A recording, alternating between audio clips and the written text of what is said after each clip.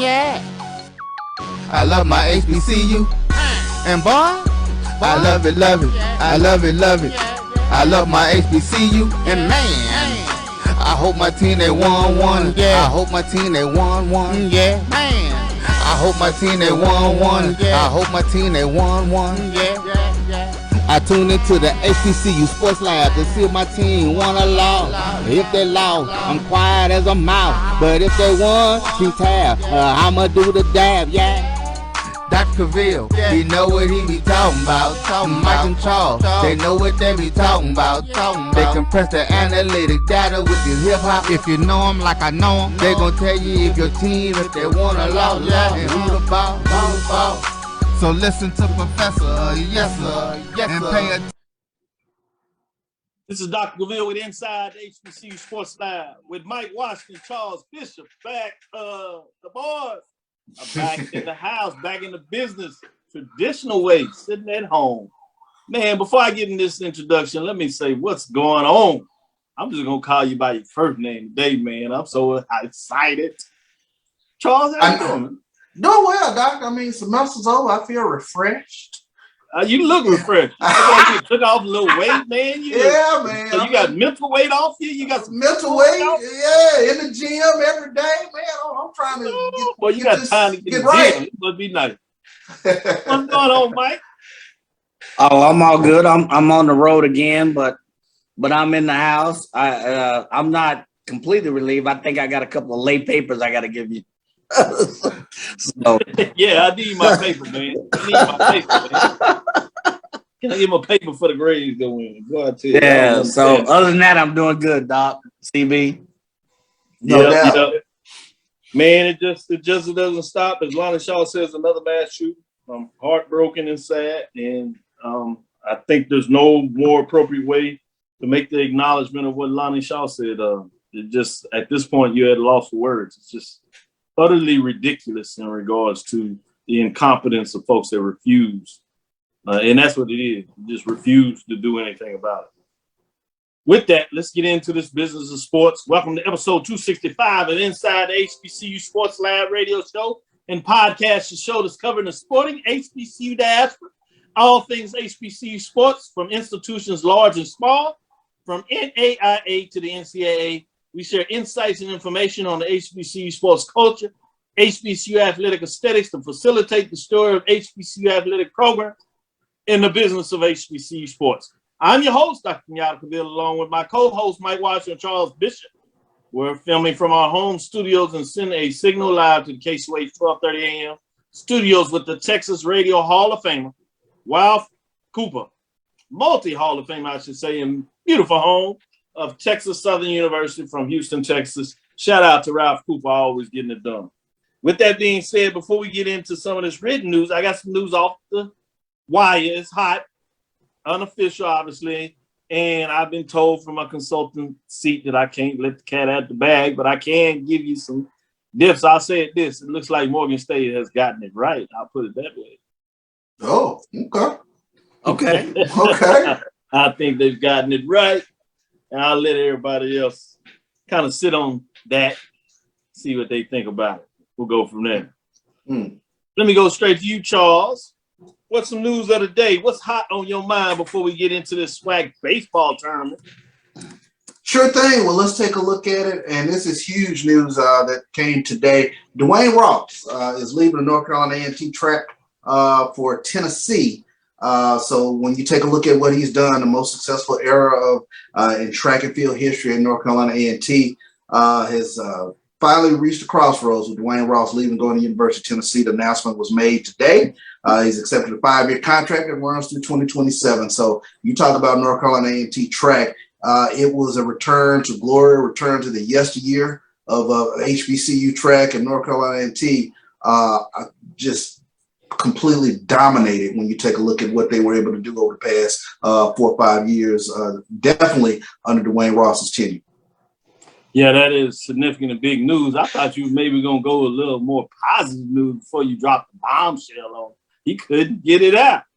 I was like, I guess the Colonial couldn't save him in regards to the step up. I guess it wasn't enough to hold off Duane Ross. And then you got to imagine that his son, if not going pro, is he going to transfer with him with the transfer portal? And then how many of those athletes will seek to transfer with him too? Which not only in terms of losing the coach, but losing some of the star athletes really kind of devastate what's going on in that area. So, yeah, that's one to keep your eyes on. Hopefully they can finish strong. Obviously, they have the real devastating news from the women's side that they had to forfeit the championship. This is right after they were so close to getting on the men's side, was denied in terms of what happened in total points. And then they have to give up the women's outdoor championship because an ineligible track athlete that was deemed ineligible. So they lost that championship. So maybe hopefully they can find a way to, have a strong finish in terms of the regionals and then the nationals for those that qualify, and see if they can go out in style, particularly for Ross and those A&T Aggies, in terms of what they've been able to do and really provide a resurgence and excitement for HBCU fans out there, specifically in terms of track and field. So great point that you make there. Mike, what do you have on your plate? What's intriguing you in terms of HBCU sports at this time? Well, I know you probably covered it before, but, Colin Kaepernick, was an honorary graduate with Morgan State. So what I caught through some of the social messaging and was his message of, breaking barriers, which I thought was very important. So, he was one of 3 honorary graduates for Morgan State. He was like, as I was sifting through Morgan State's archives in preparation for these remarks, one thing that kind of came to him was Morgan State's transcendent belief in the power of service to others. And it's been consistent with his message all along. So I thought that was important. He couldn't attend it for other reasons, but I'm honored that he got his honorary degree from Morgan State.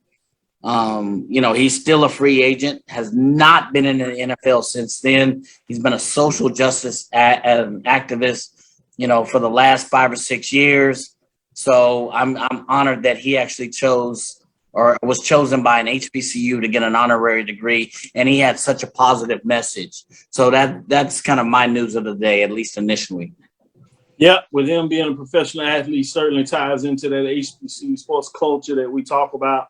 And there were 3 dignitaries that were awarded in terms of their work that represents, as you talked about, activism in various ways. One of them included 2 alumnus were recognized. One of them, particularly you may remember, as I'm mixing all these metaphors and words up, is the Jingle Jangle Jang. Obviously had a chance to watch that with Deuce the last 2 years. So that was fascinating to kind of see the representation that he was able to put in that incredible Christmas story, obviously. So shout out to those that were awarded, including Kaepernick, that were obviously officially announced there. Before we go back to you, Charles, see what else is on your mind as you looking so steadfast there. Chuck Hunt, Sherman Miller, Lonnie Shaw, as we talked about, Thomas Edison Maddox, Mary Allen checking in from Miami. Miami, man. How the beaches down there in Miami? Are you going to the basketball game this week? Are you doing the work schedule? What's going on? What's got you in Miami, Mary? Aubrey Parker says, good evening, listeners. Thaddeus Reed, JSU in the house. I want to shout out, so we talk about JSU. It's amazing. I find HBCU folks all over the place. I was at the Black Student Athlete Summit. Y'all have seen me there previous years. I did presentations on HBCU research, brought in now the commissioner at the time, he's the VP of athletics at Texas Southern University, brought in now Dr. Kevin Granger, VP currently of athletics at Texas Southern University. The executive director, John Grant, brought him in to speak in regards to different issues facing Black student athletes or college athletes, as I like to say. So pretty fascinating in terms of that.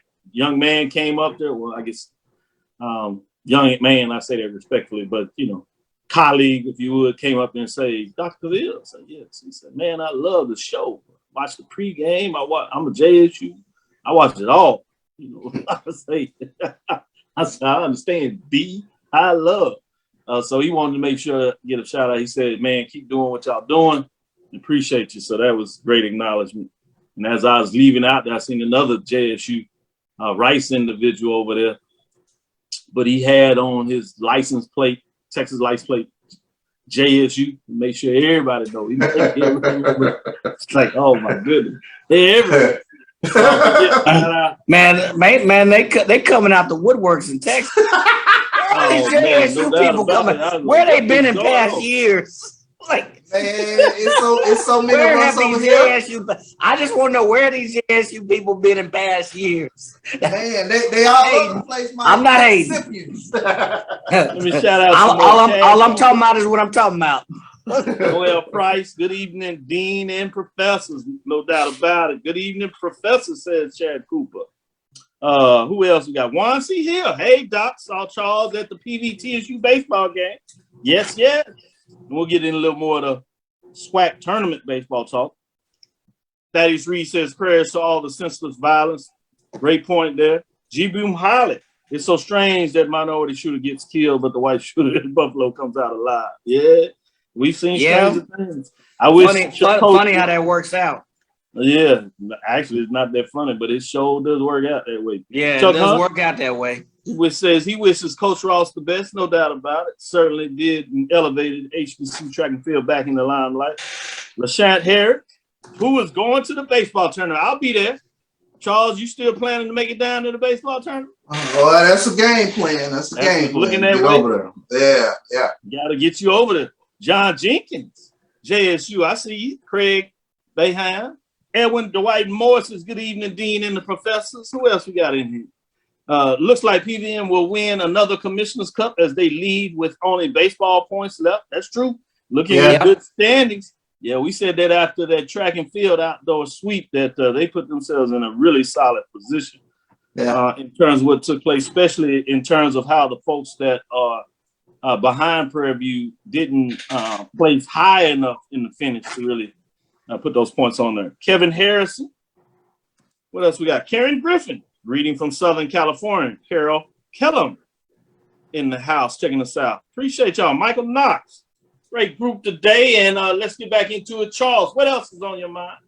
Well, definitely got to send shout-outs, kudos to the Coppin State Eagles as they are the winners of the MEAC baseball tournament. Great comeback victory for Coppin State. This is their second baseball title and first since 1995. First since 1995? It's been like that? Yeah, that was huge. Yeah, that's a big one, especially in the style that they did it coming into the tournament, really representing in a lot of ways. So that was big time in terms of they were the second seed, defeated Delaware State, became in as first seed, looking good, but Coppin State got it done. It'd be interesting to see there, like top 6, top 5 in the Black College 9 poll, large division. So it'll be interesting to see where they move after the championship. Obviously, you have some other teams moving around that we can talk a little more in detail. It'll be fascinating to see what that looks like as we come through this tournament. With that, let me give you a quick minute, Mike, and get your last thoughts of what else you have on your mind that's hot out there that you wanted to say something to. Shout out to Chris White as well. Roommate Chris White, former roommate. Go ahead, Mike. All right. So we talked about track and field. We can't forget that HBCUs will be represented in Division II outdoor track and field championships as well. So, two schools, Johnson C. Smith, Lincoln, Missouri. They have a lot of relay teams that have qualified. Lincoln, Missouri had the most selections of any school, accounting for 19 of the HBCU athletes that qualified, 10 men, 9 women, 4 of the 5 relays. And of all the athletes selected, Ruben Nichols is the only one who has the best qualifying of their respective posting of 46.15 in the 400 meters. Now, back in the day, I used to run, maybe a 45 and a 400. So it's not bad. Man, you on public TV, man. You screaming. You gonna put that out there like that? I'm just kidding. I'm really. It's your story. It's your story. But no, but in all seriousness, we talk about D1. Let's talk about the D2 schools that are representing as well in the outdoor championships. So with that, we'll get a quick break, and after this break, we'll come back. Karen has a good one. Wants to know, what are your thoughts? What are the lab's thoughts on Coach Ruffin's comments on Tuskegee's Division I aspiration? That's a good one. We'll get into that and get into a little bit about how the season ended and some of the seedings, and then we'll propel even deeper in terms of particular matchups. But let's take this first break as we get into the baseball tournament. We're just scratching off. It's the third inning as things are just getting up. They mowed down up and down the strike zone, these hitters. Pitchers are looking strong. We'll see if we come back and see if we can get some hits in this game. This is Dr. Cavil inside the HBCU Sports Lab with Mike Watson and Charles Bishop. We'll be right back after this break. For 200 years, Montgomery, Alabama has been making history by people who had the courage to stand up for change. Today, this riverfront city has been reborn, embracing the past and looking forward to the future. From the National Memorial for Peace and Justice to the stage of the Alabama Shakespeare Festival, this is where history was and is made. We are proud to call Montgomery home, and together we can be the change. One bite of 100% Angus beef ballpark frank, and you'll say,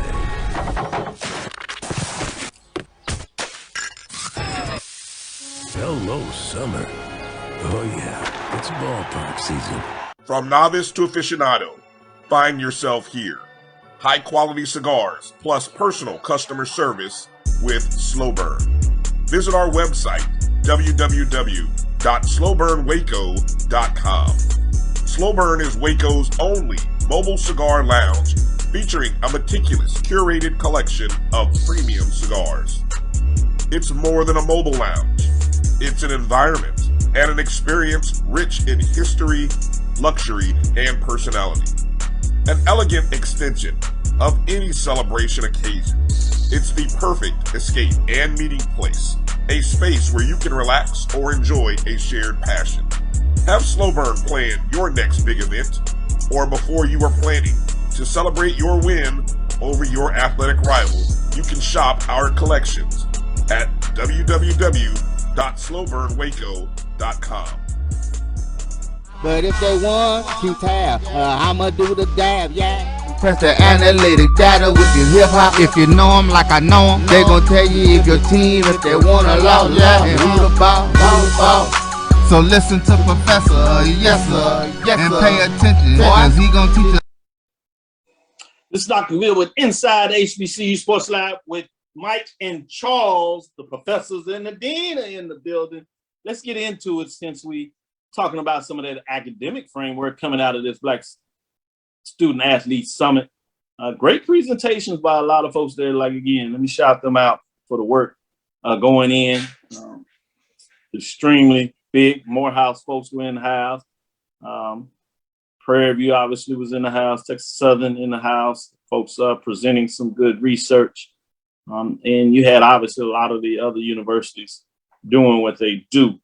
But with that being said, wanted to talk about Coach Ruffin, who's also serving as the athletic director. That makes it a little different. This is not just coach speak. This is also an athletic director in terms of the ability to navigate this space. He came out with some quotes, courtesy of HBCUGameday and some others, where he was talking about the fact, one, about the comments with Nick Saban.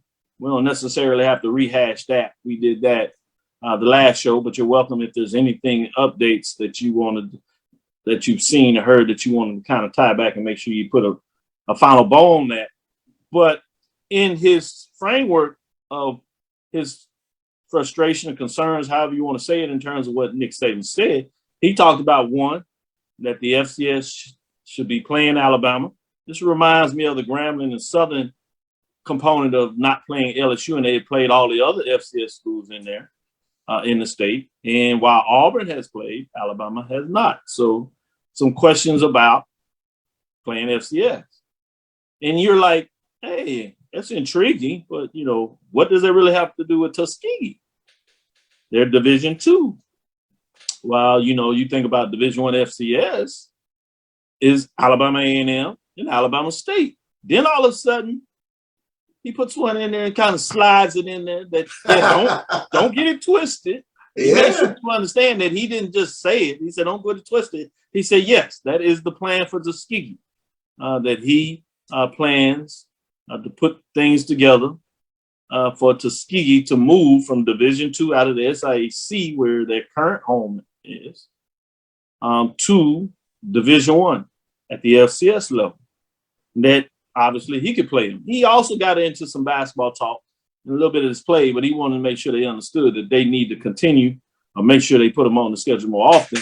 So financially, the Alabama HBCUs can take advantage of the SEC financial windfalls in terms of those matchups. So that's fascinating. And y'all have heard my thoughts in terms of those preferred money games. It's a whole different thing. We're not really there yet. But what are your overall thoughts into Tuskegee in terms of Division I? Over the last 10 years, it's kind of quieted down some, but for a while, especially when they were really strong in terms of defeating Alabama State, it's seen quite a bit for Turkey Day. That's since stopped. And they had certainly a program that was playing when they did play FCS, getting victories, whether it's like Jackson State to name one over a period of time. Not so much against Alabama A&M, but they did get some in there. But they were able to get it done in some ways. Not so much over the last 10 years. Makes sense. That's why you make the coaching change in some way. They kind of dipped down, so talk is quieted. Obviously, you had the conversation about Tennessee State in terms of them maybe moving out of the conference, and people alluded, does that mean they may wander and look at the SWAC, obviously with FAMU and Bethune-Cookman over here, the matchup between Jackson State and the Sheridan Classic, people seeing that come to the end. Maybe it will not if they make that move. That's kind of quieted down quite a bit.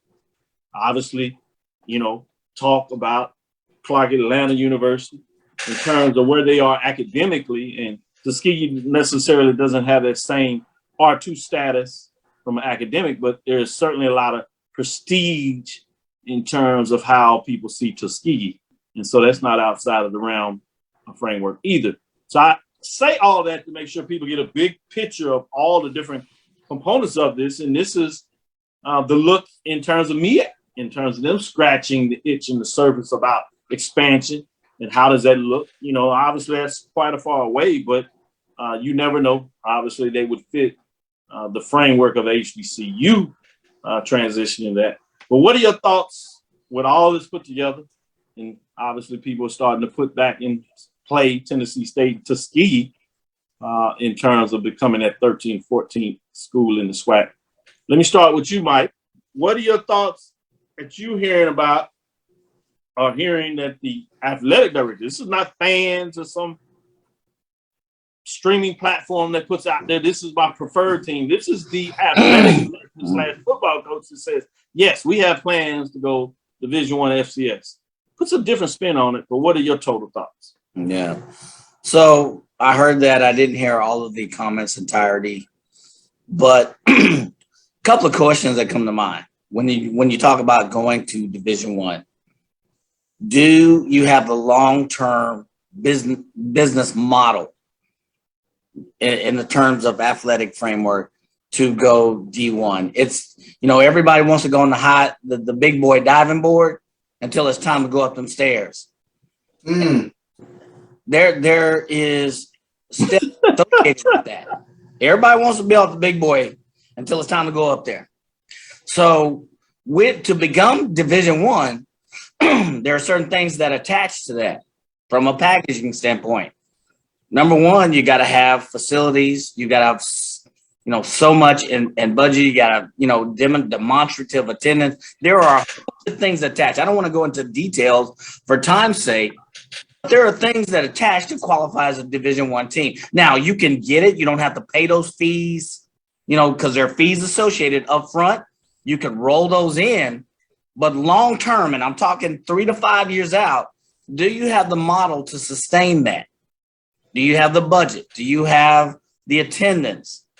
You know, so, and then the other thing is, what does that mean for the other sports? We're speaking of this in terms of initially football, but what does that mean in terms of basketball or other spring sports?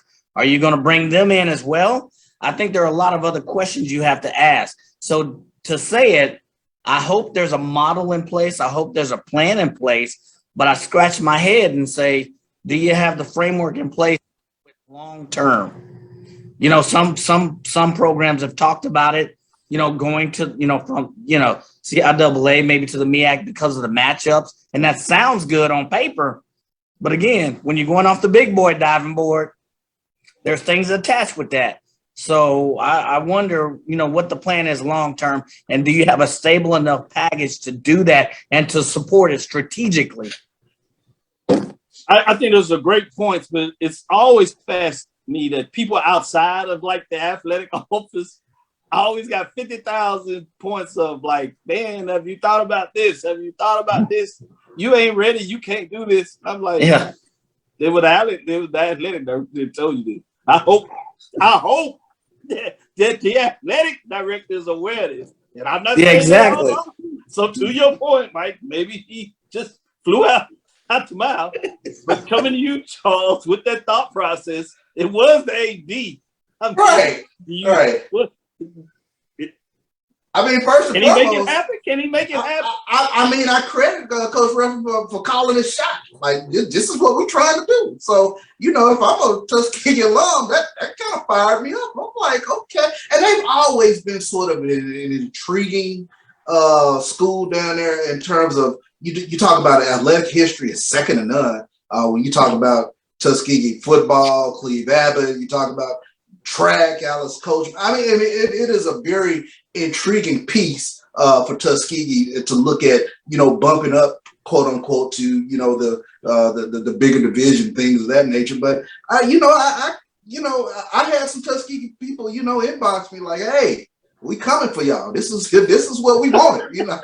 and you know, Jackson has a huge Tuskegee presence, so they love rubbing it in my face. Yeah, y'all whoopers, I get it. But, you know, I'm like, you know, I was pretty excited for him. And I'm glad, you know, he framed it in the context of not only are we looking to move up to Division, you know, 1 or move up a division, but also, why doesn't Alabama look at trying to play, you know, teams within the state, you know, and that money can generate within the state. So I credit him for that, because it's one of those things you always, you know, ask the question, okay, well, if you know it's a moneymaker for your school to play teams within the state, especially HBCUs, why would you not do it? Why is Ole Miss, you know, playing Maine when Jackson State, Alcorn are there, you know? So, and the same thing with regards to, you know, your Auburn and Alabamas. Why not, you know, attempt to schedule, you know, those FCS teams, and you just keep that money within the state, and everybody kind of feels good regardless of the outcome.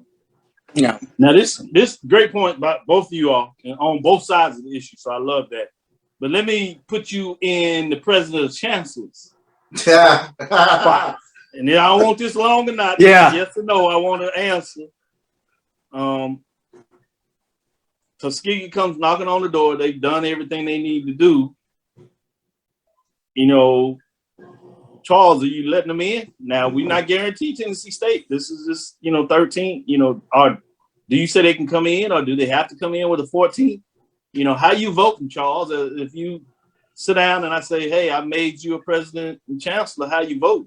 Assuming that you've gotten basically all the information, and it seems pretty solid. But on other things, because I have my framework, and I always told you I'm more about markets and stuff like that. You have the Alabama market. So I understand where Mike's talking about. There are some things that may be off the ledger, but I'm just saying you got all that stuff on the table, and it's solid. Their plan is solid in terms of what you see them doing, that they're serious about it. They committed the funds. You see that part of it. So that part is off the table. Do you cast the vote? Yes.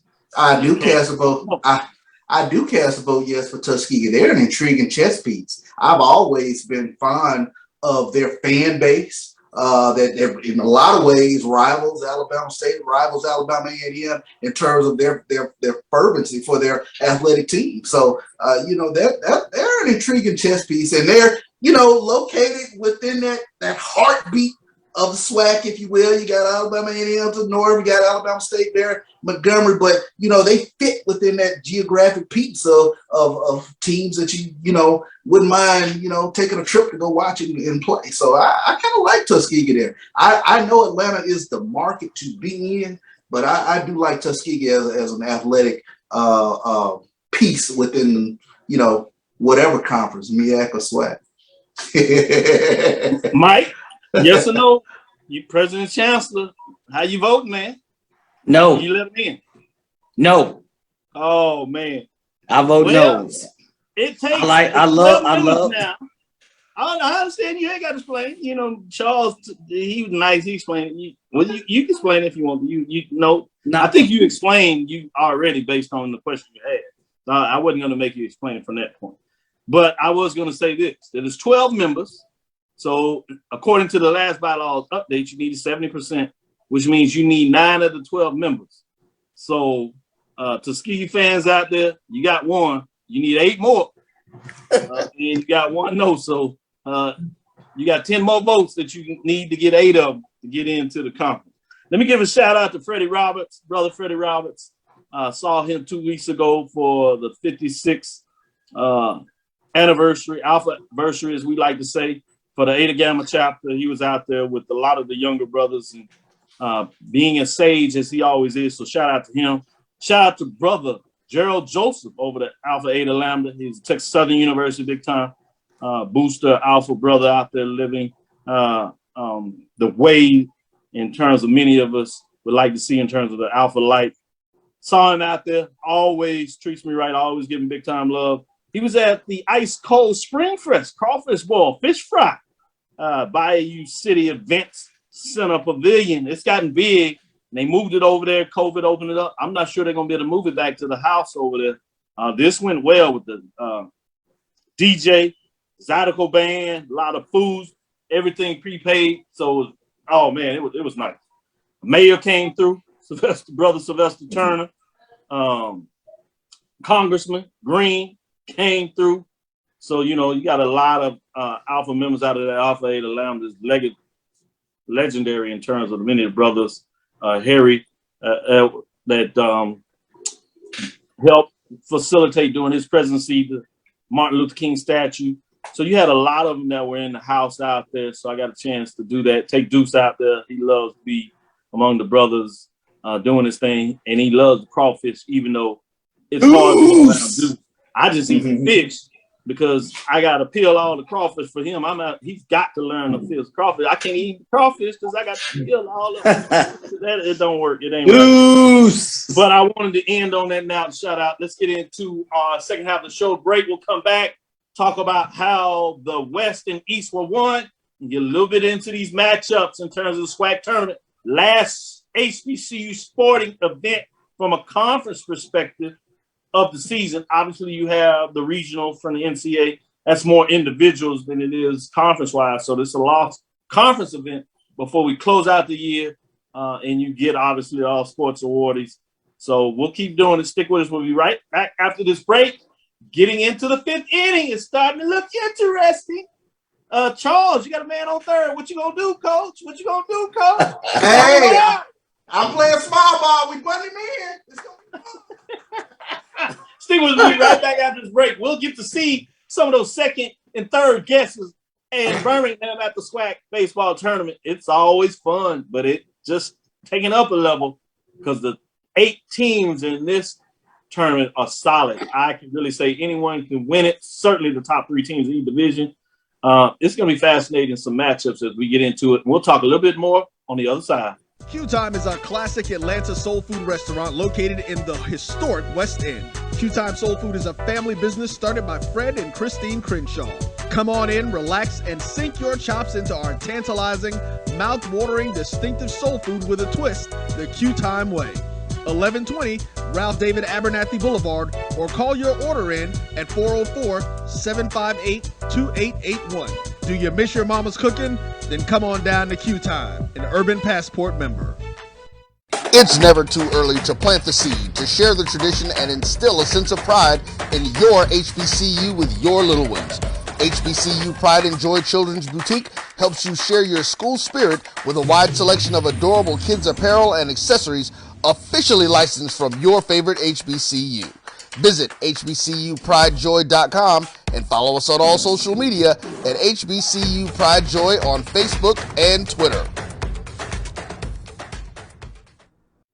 Now, you can live in Texas and not have a good red meat blend. Texas Cowboy Dust is designed for steak and other red meats. It's out to be my most popular spice blend, made with onions, peppers, ground mushrooms, pink salt, and other spices. Texas Cowboy Dust also goes great with chicken, pork, vegetables, and adds a restaurant quality sheen to gravies and sauces.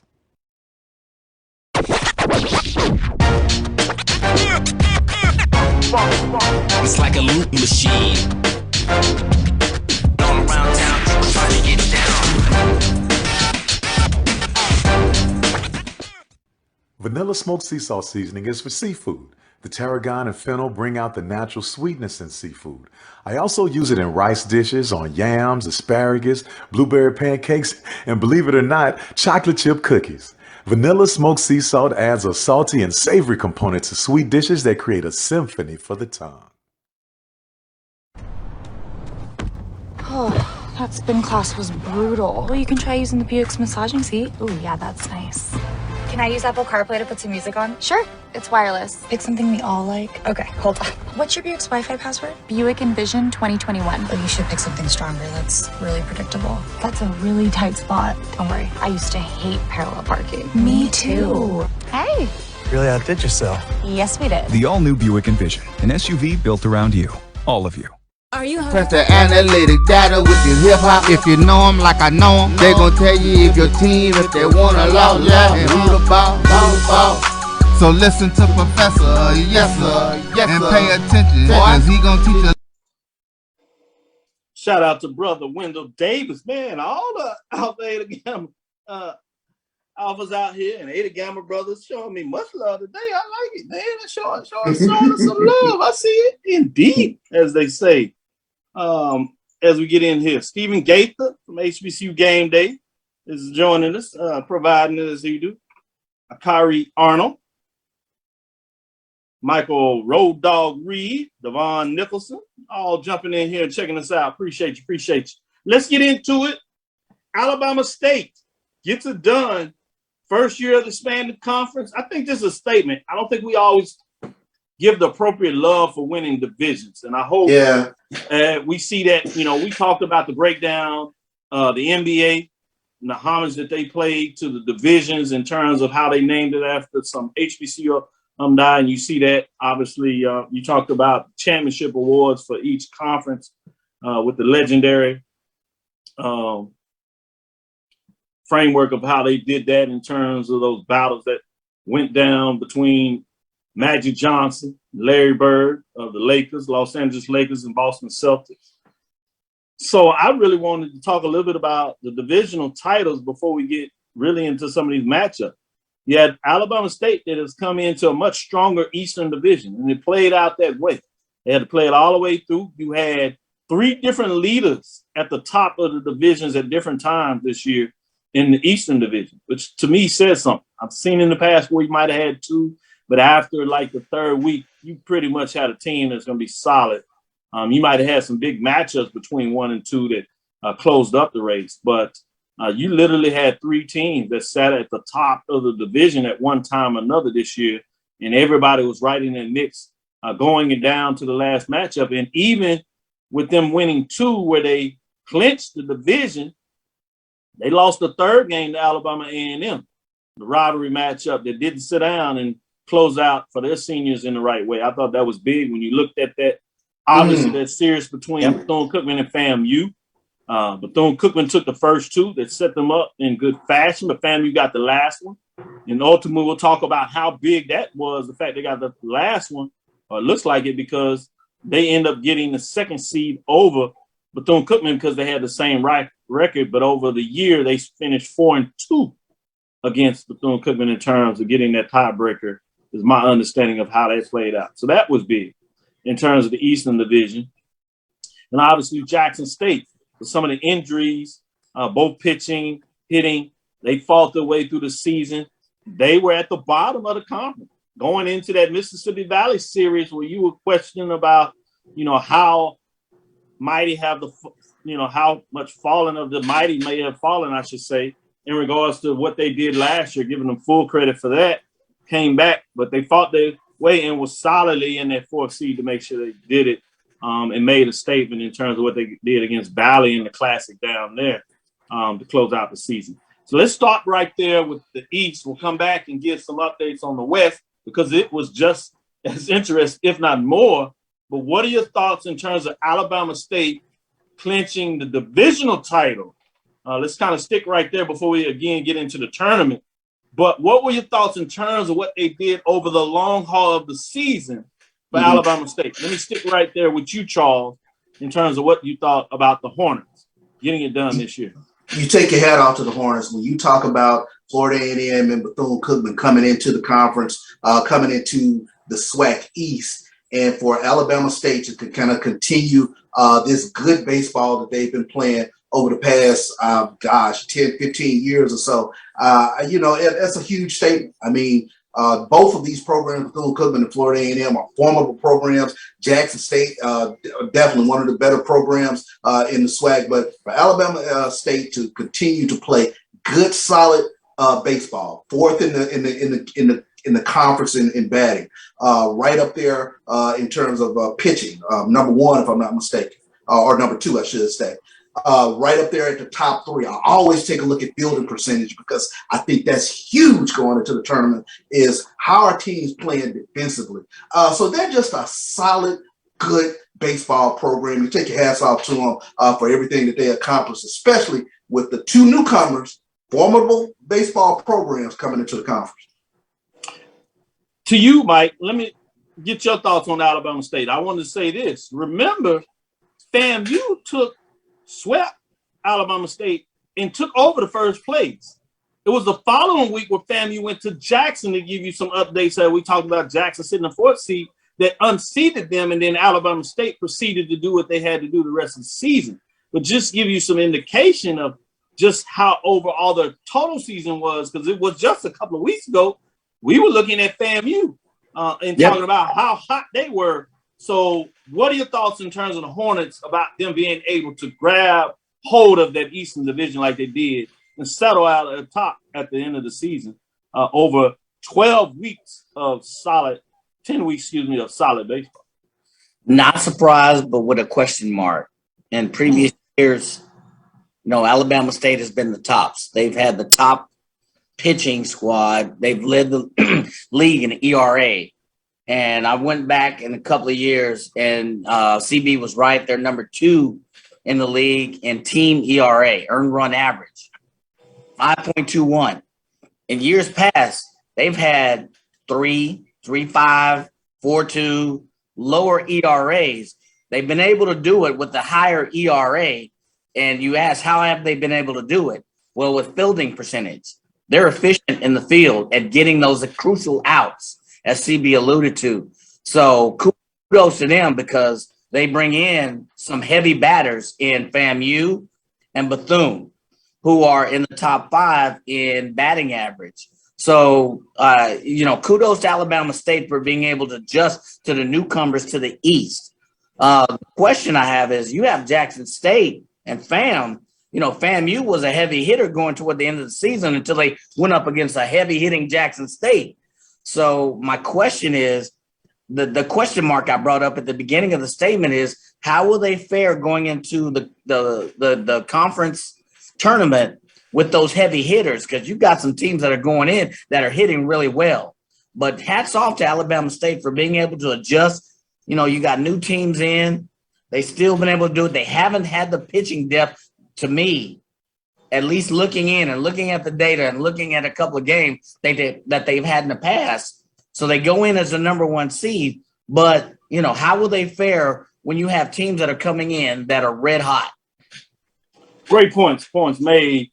Let's slide over here and we'll get in a little bit of those matchups that you alluded to, Mike, because they're going to be fascinating for this tournament as you kind of set that up. But let's give some kudos to Southern. This is a Southern team that won the division for the 3rd year. But this Southern team, people forget, this is a Southern team that looked dead and out. Coming out of the end of the first half of the season, they went to Prairie View and was swept. People forget how long the season was. At the midway point, they were swept and were looking down third and fourth, and people trying to figure out, what is wrong with the Southern team. They fought back and they closed extremely strong in terms of what their schedule was, and were able to find themselves at the top and had to do it in fine fashion as they just eked out by one less loss than everybody else. Let you know that this was a close race, and that trip to Grambling, where they took 2 out of 3, was huge. Same in terms of what got done as they closed out the season. Obviously had Alcorn was struggling, but they did what they were supposed to do and swept them to make sure that they could hold on to that. So what are your thoughts before we get into this last break and break down the tournament? Sticking with you first, Mike, what are your thoughts on Southern in terms of what they were able to do to crown themselves the third time for this division? And obviously, what is a much deeper West division with 4 teams that had held the number 1 spot. 4 different teams in the West over this period of time held the number 1 spot. It was fascinating to watch this race. If you didn't watch baseball all the way through, you missed something special this year. Michael, I got questions. Yeah, come on. I'm going to go with Mike and then go in terms of some of your questions. Go ahead, Mike. So the question is, yes, Southern did finish strong. They did. And their bats are red hot. Now, they're not, if you look at the overall team batting average, they're not even in the top 5, but they finished the season strong. If you look at the last 10 games, statistically, they are the top 3 in the last 10 games. They finished strong. The question I have is pitching staff. Can their pitching depth last the playoffs? Because we've seen, I think you both alluded to, there's parity, especially in this West team, but there's parity in this league. Any team can beat a team on a given day. So the team I would really say watch out for is Texas Southern. Oh, wow. And they were certainly hot in their rivalry game. They took the 2 and put themselves right in positions to maybe be, if not first, depending on what happened in the Southern game. We know that now, and could have pushed all the way up to second, but they ended up being a 4th seed. So before we get into the tournament, because I do want to get into matchups, but I want to save it. I know y'all pitching a bit to get into these matchups. But before to do that, I know you had some statements and questions you want to talk about Southern, about them getting it done. Tell us a little bit, Charles. I'm trying to figure out how did they get it done. I might have that question. I mean, I literally have. They are not in the top 5 in terms of hitting. They're not in the top 5 in terms of pitching. They're not in the top 5 in terms of fielding percentage. They don't really have a house. No statistical category. Right. Joseph Pataglia is, I think his ERA is 3.86, but they don't really have that house. But somehow, they got the SWAC West or won again. I take my hat off to the fighting Catos because, I mean, they get it done year in, year out. I know I'm going to put myself squarely in the crosshairs of every Jackson State fan, but it's something about this SWAC baseball tournament, something about the last 10 games of the season. The Jags turn it on. I don't know what happens, where it happens, but they play with this air of confidence, that they play with this air of this arrogance, if you will. Yeah. They somehow are going to make plays, especially in the SWAC baseball tournament. So you got to fight that when you're playing against Southern going into the SWAC baseball tournament. Oh, I love the points that you make. I love the points you make. And I'm sure if you're Southern fan out there, they say it's the S on the chest. Yeah. They probably like to presume over there on the bluff. And like you said, credit to them in terms of what they're able to get done. That was big time. If you Houston Rocket fans, or at least in this Houston area as we are, we've heard it before. Never underestimate the heart of a champion. That's the best way to put it for me in terms of what they're able to do it under multiple coaches. So that's even more fascinating when you look at it. Stick with us. We'll be right back after the last break, and we'll get into the tournament a little bit as things kick off tomorrow, obviously, at some of these matchups, and we'll talk about those matchups. Stick with us. We're in that 7th inning stretch. Come back with us, and we're going to break down some of these first day actions to see what your thoughts on, and then get an early indication of who they think will ultimately come out of each division. Stick, we'll be right back after our last break. with Professor Bishop and Professor Washington. This is the Dean. Stick with us. We'll be right back after this break. Are you hungry for authentic Caribbean food? Like jerk chicken, oxtail, red snapper, shrimp, tofu, and rasta pasta? Well, find your way over to Mango's Caribbean Restaurant, 180 Auburn Avenue, right next to Royal Peacock in downtown Atlanta. Them belly full, but we hungry. Mango's Caribbean Restaurant, open daily from 11 a.m. to 10 p.m. And on Friday and Saturday, we're open till 4 a.m. Come to Mango's and put some spice in your life. So we've got a good thing going. Mango's Caribbean Restaurant, 180 Auburn Avenue, right next to Royal Peacock in downtown Atlanta. For more info or directions, call 404-698-3992 or log on to mangoscaribbeanrestaurant.com. For instant coupons, text MANGOS to 313131. Tell your mama hungry, papa hungry, brother hungry. Mango's Caribbean Restaurant, authentic Caribbean cuisines. Open up the door, tell your mama hungry. Since 2002, Empowerment Resources, Inc., a nonprofit organization, has empowered more than 1,500 youth and adults in Duval and surrounding counties through its programs Journey into Womanhood, Girls Mentoring, Life Skills for Teens, and Parenting Education Coaching. To get involved with programs, volunteer, or donate, visit www.empowermentresourcesinc.org. Follow us on social media, facebook.com/empowerment.resources and instagram.com/empowermentJAX. Are you ready? It's time. The inaugural Urban NerdCon is coming to Montgomery, Alabama, July 29th through the 31st. Blurs, nerds, and geeks from across the universe will converge on the capital city to see celebrity guests such as The Last Dragon, Tybok, Megan Tandy, and voice actor Dave Fennoy. Hey, how you doing? I'm voice actor Dave Fennoy with a shout out to all my geeks, freaks, and urban nerds. Just want to let you know I'm going to be there and I want to meet you at the Urban NerdCon Gaming and Cosplay event. It's happening July 29th through the 31st in Montgomery, Alabama. Hope you want to meet me as much as I want to meet you. So join us by visiting theurbannerdcon.net for ticket and vendor information. This will be the premier blurred event in the universe. Theurbannerdcon.net. Our heroes, our villains, our stories, everyone's con. See you there. Press the analytic data with your hip hop. If you know them like I know them, they gon' tell you if your team, if they wanna log left and who the ball.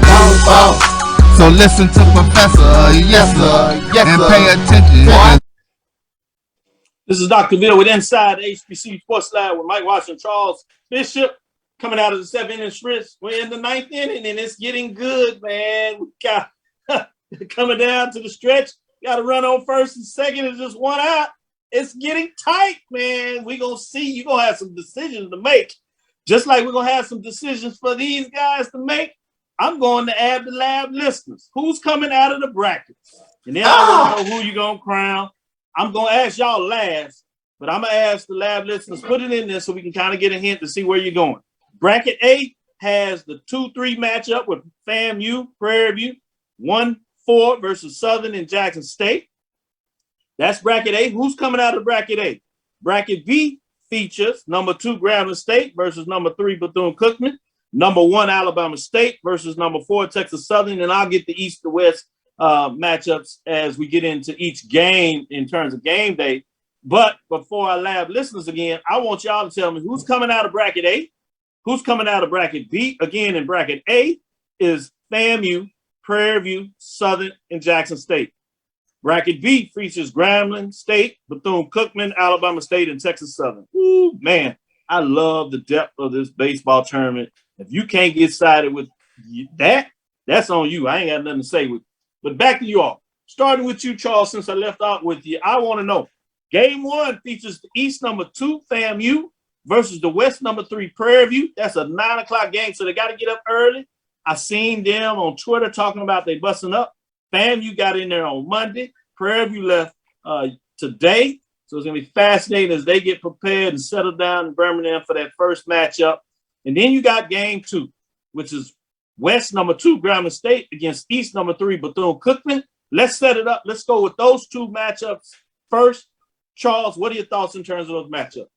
The question for me is, how does each manager set up, or how does each head coach set up their rotation? You got the potential for with 100 beats going against Robert Maldonado in terms of FAMU and Prairie View. They're the number 2 and 3 pitchers in the SWAC in terms of earned run average. That game sets up as a really, really good game. Or the question, and it's always a cat and mouse sort of deal. Do you let that ace go in the second game when you have to have it?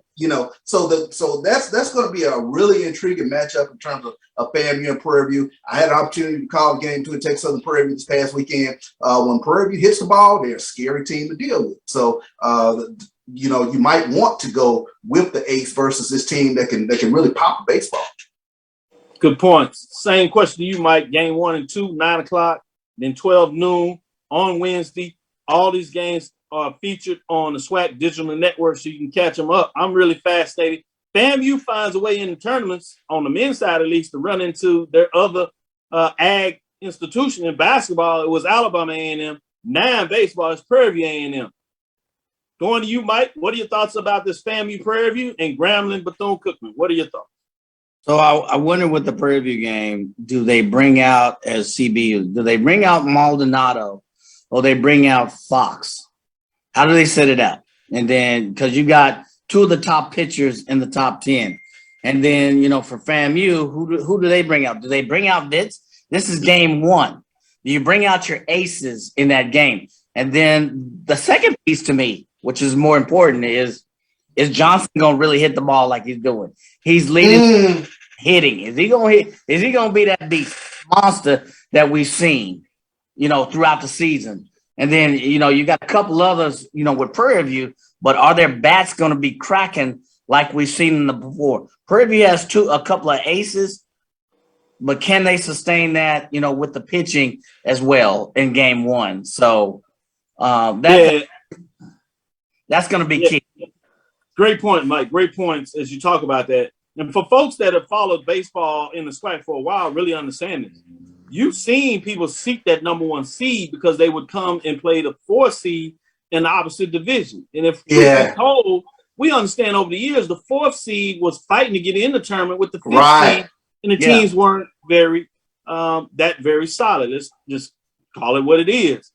For example, this year you were talking about Valley in terms of where they were, and then the other team would be Alcorn, which is at the bottom in terms of this year, in terms of the West Division. Now, those teams will fight back. They're looking like they're rebuilding their program, so I think they have a way to go. But just give you some understanding, when you start talking about that 1 versus 4 matchup, oftentimes you've seen coaches from the SWAC, they would spin their second pitcher, and oftentimes you even seen them coming in with the third. In some cases, I've seen them coming in with their Wednesday 4th rotation player because they thought they could get out of that game with the 4th seed because they thought the differential was just that big in terms of teams that we're seeing now didn't even make the tournament based on where they were in the record. So it's going to be fascinating when we talk about that. So I'm sticking with you, Mike.